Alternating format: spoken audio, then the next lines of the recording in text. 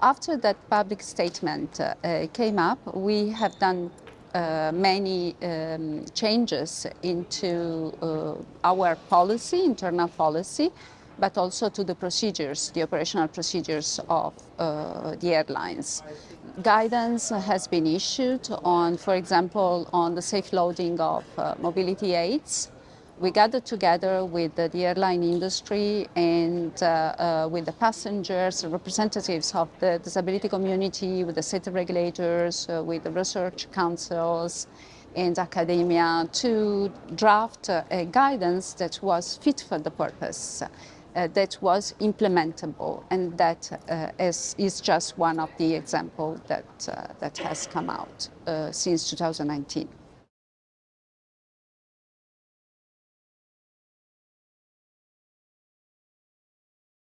A convention exists, an international convention, that is a human rights convention that talks about not disability, but about accessibility. This means how to make the society accessible for persons who have disabilities. So what we have done and what we are doing is we are gathering together the state regulators, the airline industry, the airports, the disability community, to speak with the same language. Because if each of us looks at disability or accessibility from its own angle, things are not going to change. One of the issues that the airline industry has today is that regulations are not consistent. So, for example, what is applicable in the United States, just to give you an example, may not be feasible in another country in the world. So IATA, together with other associations, trade associations, are putting together the state regulators to have consistent regulations in place.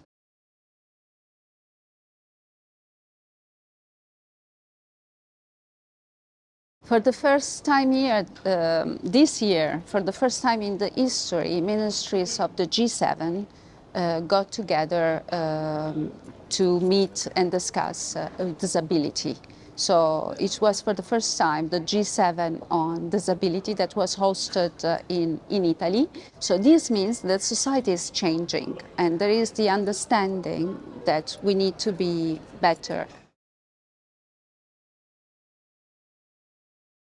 IATA is, together with ICAO and ACI, is going to host an accessibility symposium for the first time ever in the history of the industry in Montreal on the 2nd and 3rd of December.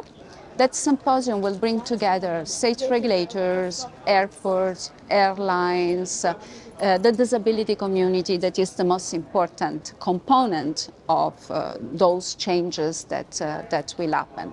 So you see, there is not only the willingness of the airline industry, but also from the political side. So we will look at all different changes that have to be done, from the policy to the infrastructures, to the procedures, to the shift that needs to happen in the society to understand what accessibility really means. And then the objective is to bring together not only aviation regulators, but also other industries. So, for example, road, rail, because certain standards are transferable. So if we all are going to use those standards, we can speak the same language at the end. So, and the passenger will benefit.